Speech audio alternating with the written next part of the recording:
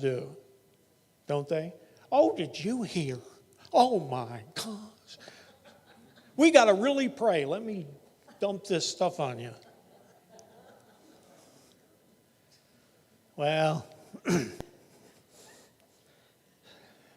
envy is the next. And envy is one of those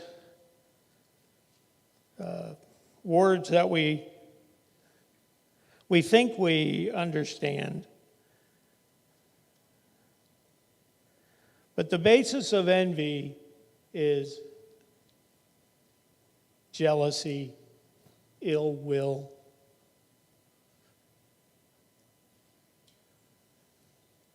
What's the Bible tell us? That we should pray for the best of all the brethren.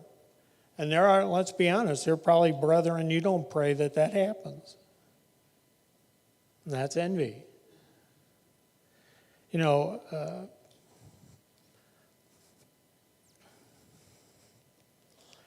They recently in the church there's been a lot of, well, you can't talk about really nasty stuff because no one will come.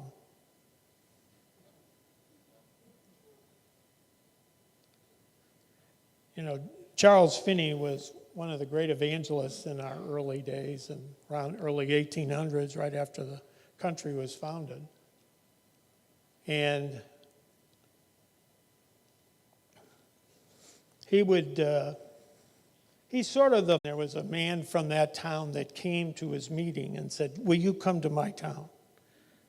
And he said, sure, I'll come. And so they traveled, and it was about 50, 60 miles from where he was there. They rode on separate horses, and they didn't really talk too much on the way there.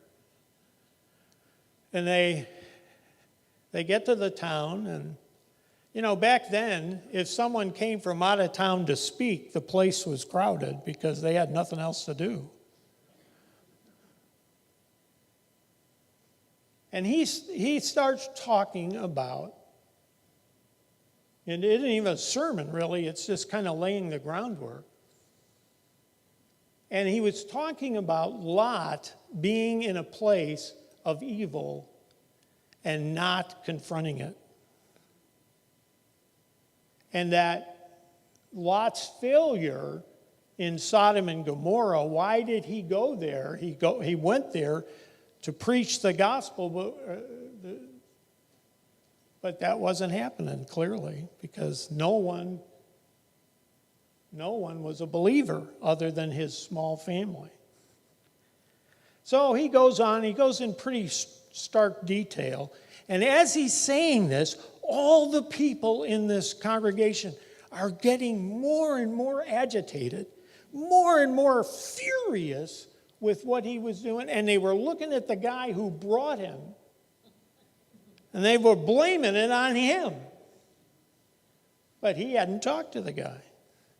Turns out, after the meeting, Finney goes up to the guy that brought him and said, why was everybody so mad? He said, well, my name's Lot, and this place is called Sodom. Anyway, so sometimes we have to tell, if you see someone that, we don't care for, we do it with our children, and that's not what you should do. And if you see someone in the church doing something that's evil, begin to pray that God brings revelation that is not what to do. But it's